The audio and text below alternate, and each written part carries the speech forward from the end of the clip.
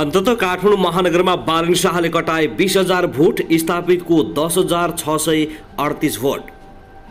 सृजना सिंहको कति भोट आयो, यसबारे सम्पूर्ण जानकारी। बालन शाहको हाई हाई। काठमाडौँको उपप्रमुखमा सुनिता डङ्गोलको अग्रता कायमै, लौरुमा खस्यो 2090 मत।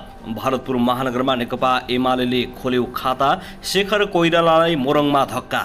भरतपुरमा मतान्तर बढाउँदै रेणुदाल, कसले कति मत पाए, यसबारे सम्पूर्ण जानकारी। भरतपुरका 2 ओडाले गर्न सक्छन् मेयरको छिनोफानो, रेणुदाहाललाई डर, विजय सुवेदीलाई भर। विजय सुवेदीको कति मत आयो, रेणुदाहालको कति मत आयो अहिलेसम्म।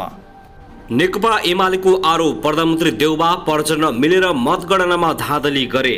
524 पालिकाको नतिजा सार्वजनिक, काङ्ग्रेसले जित्यो 236, नेकपा एमाले दोस्रोमा, माओवादी केन्द्रले पछ्याउँदै। सिंहदरबारभित्र रुखको हाँगा भाँचिएर लाग्दा अनुसन्धान विभागका कर्मचारीको ज्यान गयो। हेटौडामा गठबन्धनलाई टक्कर दिँदै दोस्रोमा उक्लियो नेकपा एमाले। मतगणना आधा सकिएपछि निर्देशिका परिवर्तन गर्न नेकपा एमालेको माग। संसदमा योगेश भट्टराईको प्रश्न, हचुवाको भरमा दिएको 2 दिन सार्वजनिक बिदा केका लागि। अर्थमन्त्री जनार्दन शर्माजीले पहिले नै बजेट वक्तव्य लेखिसकेको हो भने छलफलको कुनै अर्थ छैन। बुटोलमा नेपाली काङ्ग्रेस अगाडि, मतगणना सकिन अझै 3 दिन लाग्ने। अन्तिम समयमा गठबन्धन टुटाएको काङ्ग्रेसलाई डोटीमा फलिफाप, 9 मध्ये 7 पालिकामा निकै ठुलो विजय। स्थानीय तह निर्वाचनमा हालसम्मको परिणाममा काङ्ग्रेस पहिलो पार्टी, नेकपा एमाले दोस्रो। निर्वाचन सके लगतै बढेको पेट्रोलियमको पदार्थ फेरि पनि बढ्यो। कति पुग्यो त पेट्रोलको मूल्य? यसभन्दा पहिले 170 रुपियाँ प्रति लिटर थियो, फेरि बढ्यो यति रुपियाँ। यसबारे सम्पूर्ण जानकारी। पेट्रोलियम पदार्थको मूल्य वृद्धि फिर्ता गर्न उपभोक्ता संरक्षण महासङ्घको माग। देशैभरि स्वतन्त्र उम्मेदवारले बिगबिगिर जितेपछि नेकपा एमाले र नेकपा माओवादी बीच फेरि सहमति गर्ने सङ्केत। एकाएक झलनाथ खनालले दिए यस्तो सूचना, फेरि कम्युनिस्टहरू एक हुन सक्छन्।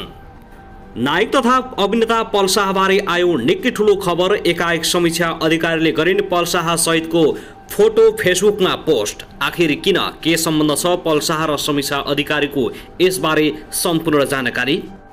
र बोलेरोले बसलाई ठक्कर दिँदा 1 जनाको ज्यान गयो। पर्वतमा जीव दुर्घटना 13 जना घाइते। पर्वत दुर्घटना अपडेट, घाइते मध्ये 1 जनाको ज्यान गयो। नायक तथा अभिनेता पल शाहबारे आयो निकै ठुलो खबर। एसी दिएका विद्यार्थीहरूलाई नयाँ अपडेट। अब हेर्नुहोस् पूरा समाचार।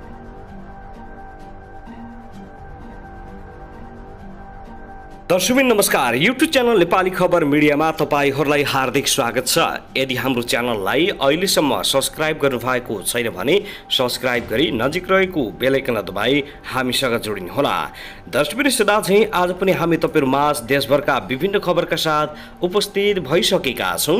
यो भिडियोलाई अन्तिमसम्म हेरी हामीलाई साथ दिनुहोला। दर्शकबिन हाम्रो मेहनतको लागि एउटा सानो लाइक गर्न भनी नभुल्नुहोला।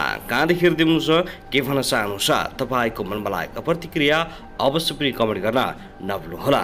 दर्शकबिन के तपाई हाम्रो च्यानलमा नियमित श्रोता हुनुहुन्छ? यदि नियमित हुनुहुन्छ भने तल कमेन्ट बक्समा नियमित अथवा रेगुलर लेख्नुहोस्। यदि तपाईँ नयाँ हुनुहुन्छ भने सब्स्क्राइब गरी जोडिनुहोस्, ताकि नयाँ अपडेटका साथ हामी तपाईहरुमाझ दैनिक रूपमा उपस्थित हुने गर्दछौँ। हाम्रा अपडेटहरू तपाईहरूलाई के कस्तो लागिरहेका छन्, सल्लाह सुझाव प्रतिक्रिया अवश्य पनि कमेन्ट गर्न नभुल्नुहोला। दर्शकबिन हामी स्थानीय तहको निर्वाचनको मत परिणाम निरन्तर रूपमा तपाईहरुमाझ अपडेट गराइरहेका छौँ। विभिन्न ठाउँहरूमा मतगणना जारी छ, केही ठाउँमा भने मतगणना सकिएको छ, नतिजा सार्वजनिक भएको छ। भर्खरै मात्रै प्राप्त समाचार अनुसार भरतपुरमा रेणुदाहालको अग्रता निकै बढ्दै गएको छ। अब 2 वटा ओडा यस्ता छन् जुन ओडामा हारजितको निश्चित हुन्छ। रेणुदाहाललाई डर छ भने विजय सुवेदीलाई भर छ। ती कुन ओडा हुन् र 2 जनाले के कति मत ल्याए, यसबारे पनि सम्पूर्ण जानकारी दिनेछौँ। साथै उता काठमाडौँमा बालन शाहले केशव स्थापितको ओडामा समेत तहल्का पिटेका छन्। बालन शाहको कति मत आयो, केशव स्थापितको कति मत आयो, यसबारे पनि जानकारी दिने नै छौँ। साथै देशभरका विभिन्न अपडेटका साथ हामी तपाईहरुमाझ उपस्थित भएका छौँ। हामीसँगै रहनुहोला, अन्तिमसम्म हेर्नुहोला।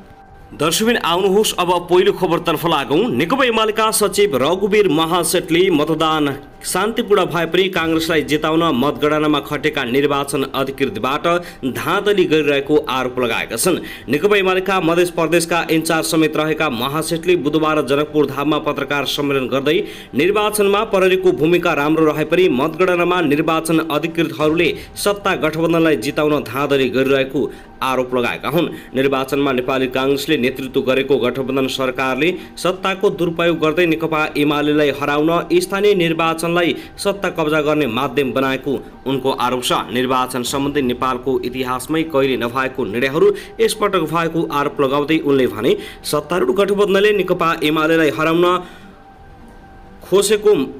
खसेको मतपत्र भन्दा बढी मत फेला परे पनि त्यसलाई सदर गिन्ती गर्ने लगायतका निर्णय निर्वाचन आयोगबाट सर्कुलर हुन गइरहेको उनको आरोप छ। यसले निर्वाचन प्रणालीलाई बदनाम गर्ने काम भएको उनको भनाइ छ। मध्य प्रदेशका धनुषा सहरलाई रौतहट, महोत्तरी, पर्सा, सिरहा र सप्तरी सहितका अधिकांश जिल्लामा मतपेटिका भित्र बढी मतपत्र भेट्नु सत्तारूढ गठबन्धनका दलको लागि सहज रूपमा रिकाउन्ट गर्नु र अन्य दलले रिकाउन्ट माग गर्दा पनि नगर्नु लगायतका क्रियाकलापले देखिएको उनको भनाइ छ। दर्शकबिन त्यसैगरी आउनुहोस् अब अर्को खबरतर्फ लागौं। भरतपुर महानगरपालिकामा सत्तारूढ गठबन्धनबाट उम्मेद्वार बनेकी रेणु दाहालले आफ्नो अग्रता 3000 भन्दा बढी कटाएकी छिन्। 38,834 मत गन्दा दाहालले 14,766 मत प्राप्त गरेकी छिन्। मेयरमा रेणु दाहाल गठबन्धनबाट 14,766, विजय सुवेदीको 11,765 र जगन्नाथ पौडेलको स्वतन्त्र उम्मेद्वारबाट 6,090 मत खसेको छ। त्यस्तै उपमेयरमा चित्रसेन अधिकारी गठबन्धनबाट 17,096, हेमला गुरुङ राप्रपाबाट 9,501 मत खसेको छ भने वडा अध्यक्ष 9बाट कलममा 1153 र सूर्यमा 844 मत खसेको विवरण सार्वजनिक भएको छ। सर्वाधिक चासो रहेको भरतपुर महानगरपालिकाको मतगणना अहिले पनि जारी छ। माओवादी केन्द्रका अध्यक्ष पुष्पकमल दाहाल प्रचण्डकी पुत्री रेणु दाहालले मेयर पदको उम्मेद्वार दोहोरिएपछि चासो बढेको हो। 1,27,000 मत खसेको भरतपुरमा 34,101 मतगणना भएको छ, जसमा रेणु दाहालले अग्रता कायम गरेकी हुन्। काङ्ग्रेसबाट बाँकी उम्मेद्वार उठेर कारबाहीमा परेका पौडेलले मत काटेर आफूलाई फाइदा हुने अनुमान एमाले गरेको थियो, तर अहिलेसम्म त्यो अनुमान फेल खाएको छ। बरु उल्टै एमाले भित्र अन्तर्घातको चर्चा चलेको छ। नेकपा एमाले वडा अध्यक्षले पाएको मत एमालेका मेयरले हालसम्म गणना भएका 1 देखि 6 वटा वडामा पाएका छैनन्। नेकपा यसले एमाले विरुद्धमा चिन्ता थपेको देखिन्छ। यस्तोमा भरतपुरका 2 वडालाई चासोको साथ हेरिएको छ। भरतपुर महानगरका वडा नम्बर 10 र 11 मा नेकपा एमाले माओवादी दुवैको नजर छ। यी वडालाई नेकपा एमाले आफ्नो किल्ला ठान्दै आइरहेको छ। यहाँबाट मेयर पदको दौडमा कमब्याक हुने एमाले नेताहरूको बुझाइ छ। ती वडाबाट नेकपा एमाले अग्रता लिन नेता तथा कार्यकर्ता बताउँछ। रेणु दाहालको नजर पनि वडा नम्बर 10 र 11 मै रहेको छ। नेकपा एमालेकै दाबी अनुसारको मत आए रेणु दाहालको निरन्तर बढ्दो अग्रतामा ब्रेक लाग्ने देखिएको छ। तर अहिलेकै अवस्थामा रेणुको रफ्तार वडा नम्बर 10 र 11 मा पनि कायम रहे उनको मेयरको दौड थप बलियो हुने देखिएको छ। वडा नम्बर 10 मा 5,708 मत खसेको छ भने 11 मा 9,081 मत खसेको छ। भरतपुरमा वडा नम्बर 10 र 11 ले मेयरको छिनोफानो गर्ने चर्चा चलेको छ। दर्शक महानुभाव त्यसैगरी आउनुहोस् अब अर्को खबरतर्फ लागौं। काठमाडौँ महानगरपालिकाको मेयरमा स्वतन्त्र रूपमा उम्मेदवारी दिएका बालिन शाहले 21,000 भन्दा बढी मत पाएका छन्। बिहीबार बिहानसम्म 54,621 मतगणना गर्दा शाहले 21,111 मत प्राप्त गरेका हुन्। उनका प्रतिस्पर्धी नेकपा एमालेका उम्मेद्वार केशव स्थापितले 10,998 मत मात्र प्राप्त गरेका छन्। यहाँ नेपाली काङ्ग्रेसकी मेयर उम्मेद्वार सिर्जना सिंहले 10,173 मत पाएकी छिन्। उनीहरू बीच 10,000 बढी मतान्तर देखिन्छ। मतगणना अझै पनि जारी छ। काठमाडौँवासीहरू निकै उत्साहित भएका छन् र खुसी पनि भएका छन्। बालिन शाहको रफ्तार रोकिएको छैन, झनपछि झन बढ्दै गएको छ। काठमाडौँको मेयर बालिन शाह नै हुने काठमाडौँवासीहरू ढुक्क भएका छन् भने केशव स्थापितको वडामा समेत बालिन शाहको अग्रता रहेको छ। दर्शकबिन आउनुहोस् अब अर्को खबरतर्फ लागौं। अज्ञात समूहले जनकपुर धाम उपमहानगरपालिका वडा नम्बर 4 को एक घरमा लुटपाट गरी आगजनी गरेको छ। उपमहानगरपालिका वडा नम्बर 4 कटिया चौरी स्थित अजय शाहको घरमा लुटपाट गर्दै आगजनी गरेको पीडित शाहले जानकारी दिएका छन्। शाहको घर रहे पनि मनोरवा सिसुवा नगरपालिका वडा नम्बर 9 बतनाहका राजकुमार झा परिवार सहित बस्दै आएका थिए। आगजनीमा परि 3वटा एसी, फ्रिज, लुगाफाटो, दराज, सोफा सेट, एलईडी लगायतका सम्पूर्ण सामान जलेर नष्ट भएका छन्। आगजनी झ्याल, ढोका, भेन्टिलेटर लगायतका सामान समेत जलेर नष्ट भएका छन्। आगजनी अघि अज्ञातसम्मले मेडिकल व्यवसायी झाको 1.5 लाख नगद, 5 तोला सुनको गहना, 10 तोला चाँदीको गहना तथा केही अन्य सामान चोरेका थिए। घटना अबेर राति भए पनि बुधबार बिहान मात्रै स्थानीयवासीले देखेपछि झाका परिवारजनलाई खबर गरेका थिए। झा अहिले भारततर्फ तीर्थयात्रामा गएका बेला घरमा कोही नरहेको समयमा बाहिर तालचा काटेर भित्र पट्टी फ्ल्याटको ढोका तोडेर लुटपाट मचाउँदै आगजनी गरेको प्रहरीको प्रारम्भिक अनुसन्धानबाट खुल्न आएको छ। यस प्रकारको घटना हुँदा पनि प्रहरीले सुरक्षा व्यवस्थाप्रति प्रश्न उठिरहेको छ। दर्शकबिन त्यसैगरी आउनुहोस् अब अर्को खबरतर्फ लागौं। नेपाली उपभोक्ता संरक्षण महासंघले पेट्रोलियम पदार्थको मूल्यवृद्धि तत्कालै फिर्ता गर्न सरकार समक्ष माग गरेको छ। पत्रकार सम्मेलन गर्दै महासंघले गत वैशाख 31 गते मध्यरातदेखि लागू हुने गरी बढाइएको पेट्रोलियम पदार्थको मूल्य तत्कालै फिर्ता गर्न माग गरेको हो। महासंघले आयल निगमले हिजो प्रेषित गरेको प्रेस विज्ञप्ति अनुसारको थप हुने मूल्य आन्तरिक व्यवस्थापन गर्न समेत माग राखेको छ।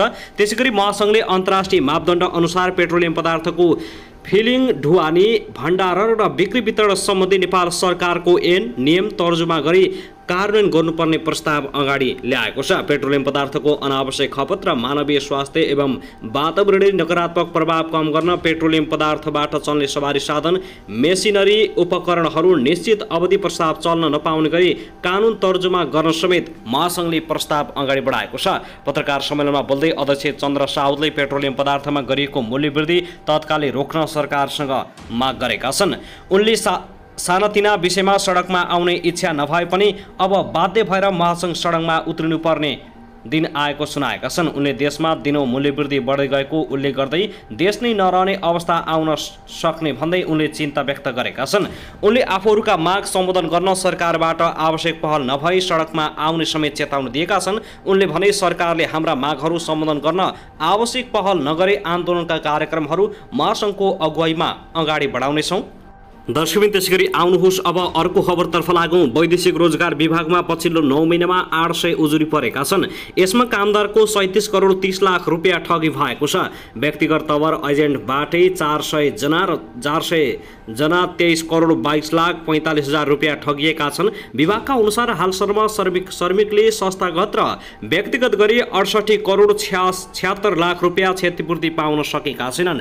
व्यक्तिगत तर्फ 9 महिनामा दर्ता भएका 400 सहित 831 जनाको 57 करोड 28 लाख रुपियाँ फसेको छ। म्यान पावर व्यवसायी र एजेन्टले पैसा खाइदिए पनि समयमै उजुरीको टुङ्गो नलाग्दा पीडितले न्याय पाउन सकेका छैनन्। विभागमा अघिल्ला वर्षकै धेरै उजुरी विचार दिन्छन्। विभागले समीक्षा अवधिमा 45 मुद्दा मात्रै वैदेशिक रोजगार न्यायाधिकरणमा दर्ता गरेको छ, जसमा 6 करोड 58 लाख 58 हजार बिगो दाबी गरिएको छ। विभागका अनुसार 150 वटा मुद्दा न्यायाधिकरणमा विचाराधीन रहेका छन्, जसमा 24 करोड 51 लाख बिगो दाबी गरिएको छ। विभागले 73 उजुरीमा मिलापत्र गरी 5 करोड 49 लाख 51 हजार रुपियाँ पीडितलाई दिलाएको छ। विभागले 47 वटा कम्पनीलाई 1 करोड 45 लाख जरिमाना तिराएको छ भने विभागले उजुरीको दाबी रकम मध्ये 2 करोड 89 लाख बिगो फरफाक दिएको छ। विभागका महानिर्देशक शेख नारायण पौडेलका अनुसार विदेश पठाउने नाममा अचाकले रकम असुन्ने तर नपठाउने गरेका छन्। धेरै पारिश्रमिक तोक्ने तर न्यून मात्रै उपलब्ध गराउने पाइएको पौडेलको भनाइ छ। त्यस्तै एउटा काम भने अर्कोमा लगाउने, सम्झौता बेगर अर्कै कम्पनीको भिसा दिने, विकसित मुलुक भनेर धेरै रकम असुली नपठाउने गरेका उजुरी परेको पौडेलले बताउँछन्। निवेदक र पीडक बीच छलफल गराउँछौँ। महानिर्देशक पौडेलले भन्छन्, दुवैको कुरा सुनि मिलापत्र गराएर टुङ्गाउँछौँ। पीडितले चित्त नबुझाएर मुद्दा दायर गर्छौँ। आप्रवासी सम्बन्धी अनुसन्धानकर्ता रामेश्वर नेपाल म्यान पावर व्यवसायीले जसरी हुन्छ कमाउ धन्दा अङ्गालेखाले वैदेशिक रोजगारीमा विकृति बढ्दै गएको बताएका छन्। त्यसैगरी आउनुहोस् अब अर्को खबरतर्फ लागौँ। पर्वतमा भएको सवारी दुर्घटनामा घाइते भएका एकजनाको मृत्यु भएको छ। जिल्ला प्रहरी कार्यालय पर्वतका सूचना अधिकारी प्रहरी निरीक्षक राजेन्द्र अधिकारीका अनुसार बागलुङको काठेखोला गाउँपालिका 4 तङराममा 31 वर्षीय लालबहादुर थापाको मृत्यु भएको हो। दुर्घटना लगत्तै उद्धार गरेर उपचारका लागि पर्वत अस्पतालमा ल्याइएकोमा उपचारको क्रममा मृत्यु भएको बताइएको छ। बुधबार साँझ पर्वतको कोस्मा नगरपालिका 8 चुखा स्थित परादी नजिकै टाटा सुमो र बस ठक्कर खाँदा 13 जना घाइते भएका थिए। बाग्लुङबाट पोखराका लागि छुटेको G1J 7256 नम्बरको टाटा सुमो पोखराबाट कोस्माका लागि छुटेको G1ख 5218 नम्बरको बससँग जुत्दा दुर्घटना भएको हो। जीप सडकबाट हुत्तिएर सडक बाहिरको नालीको भागमा पुगेको छ। केही घाइतेहरूलाई जीपभित्रै च्यापिएको अवस्थामा नेपाल प्रहरी र सशस्त्र प्रहरीले उद्धार गरेका थिए भने घाइते सबैलाई उपचारका लागि पर्वत अस्पतालमा लगिएको छ।